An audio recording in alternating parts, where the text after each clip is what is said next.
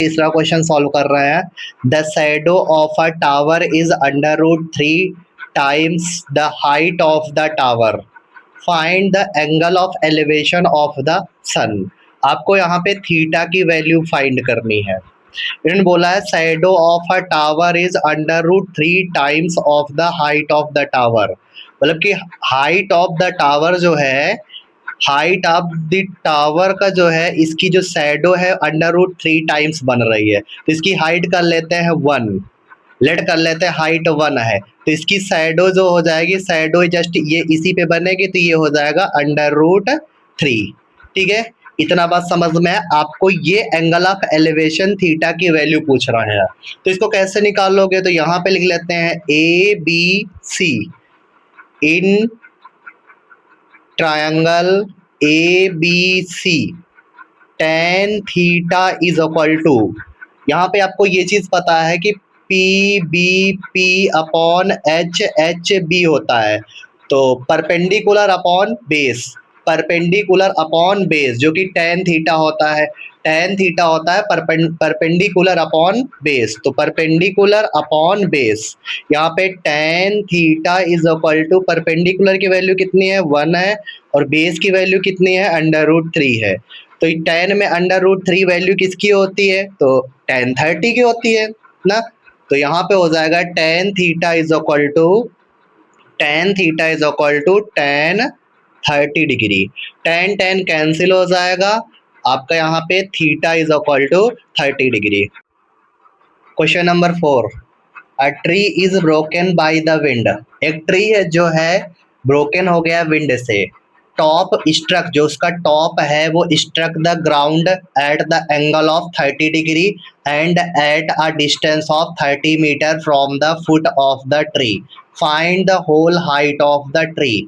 आपसे बोला गया कि एक पेड़ जो है टूट गया है विंड से, और इसका जो टॉप है वो स्ट्रक स्ट्रक हो गया है ग्राउंड पे, ग्राउंड से झुक गया, ग्राउंड से लग गया है at an angle of 30 degree, 30 degree angle बना रहा है, and at a distance of 30 metre from the foot of the tree, tree के फुट से 30 मीटर की डिस्टेंस पे है। तो आपसे बोल रहे हैं बताइए कि whole height of the tree, whole height of the tree की वैल्यू निकालनी है। तो जैसे कि आप यहाँ पे, ये आपका एक ट्री है, ठीक है, ये आपका ट्री है और ये 30 मीटर, 30 मीटर की डिस्टेंस से यहाँ से ब्रेक हो गया, और ब्रेक होके ये एंगल बना रहा है आपका 30 डिग्री का। कितने डिग्री का एंगल बना रहा है? 30 डिग्री का। अब ये जो जहां से टूटा है, लेट कर लीजिए ये वाली जो डिस्टेंस है वो x है, ठीक है, और उसके बाद जो ये वाला पार्ट है, ये वाला पार्ट लेट कर लीजिए y, क्योंकि ये जब इस पे आएगा तो ये यही तो बनेगा, तो ये भी y हो जाएगा क्योंकि यही तो झुक के इसी में गिरेगा के। ठीक है, इतनी बात समझ में आई। अब इसमें हमको क्या करना है कि आपको निकालना है total height x plus y, ये निकालना है। x प्लस वाई का मतलब है हमको ये वाली साइड भी निकालनी है और ये वाली भी साइड निकालनी है। दो दो साइडें यहाँ पे निकालनी, एक ये साइड निकालनी है, एक ये साइड निकालनी है।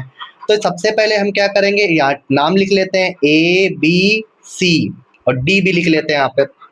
तो लिखेंगे इन ट्रायंगल ए बी सी, यहाँ पे पहले tan का लगा देते हैं, तो यहाँ आ जाएगा tan 30 डिग्रीज इक्वल टू होता है perpendicular upon base, perpendicular upon base कितना है 30 है, और tan 30 की वैल्यू कितनी होती है 1 अपॉन रूट 3 होती है, is equal to x upon 30, cross multiply कराएंगे तो x इज इक्वल टू आ जाएगा 30 अपॉन रूट 3। ठीक है, इतना बात समझ में आ गया। अब देखो ये आपका y अपॉन, तो आपको पता है P B P upon H H B होता है, मतलब कि यहाँ पे बेस, बेस अपॉन हाइपोटेनियस जो होता है कॉस थीटा होता है, बेस अपॉन हाइपोटेनियस जो होता है वो आपका होता है cos theta, base upon hypotenuse जो होता है कॉस थीटा। तो यहाँ पे आ जाएगा cos 30 is equal to base कितना है 30 है, हाइपोटेनियस कितना है y है, और कॉस 30 की वैल्यू जो होती है बेटा वो आपकी होती है रूट 3। कॉस 30 की वैल्यू कितनी होती है? वो आपकी होती है रूट 3 अपॉन 2। कॉस 30 की value root 3 upon 2 upon 30 upon y। अब क्रॉस मल्टीप्लाई कराएंगे तो यहाँ पे आ जाएगा y√3y इज इक्वल टू 60 और y इज इक्वल टू आ जाएगा 60/√3। कितना आ जाएगा 60/√3। y is equal to 60/√3। अब हमको इसमें क्या करना है, x प्लस वाई निकालना है। तो x प्लस वाई जो हो जाएगा, x की वैल्यू हमने निकाली थी वो 30/√3 निकाली थी और y की वैल्यू जो हमने निकाली है 60/√3 निकाली है। अब इसमें क्या करना है, इन दोनों का एलसीएम तो सेम, डिनोमिनेटर सेम है, तो √3 आ जाएगा, ये आ जाएगा 90/√3। इसको रेशनलाइज कर लीजिए, √3 से मल्टीप्लाई डिनोमिनेटर और न्यूमरेटर में। अब इसमें क्या होगा कि आ जाएगा 90√3 और नीचे आ जाएगा 3 और ये आ जाएगा आपका 30√3 मीटर। टोटल हाइट जो है ट्री की वो आपकी 30√3 मीटर है। धन्यवाद।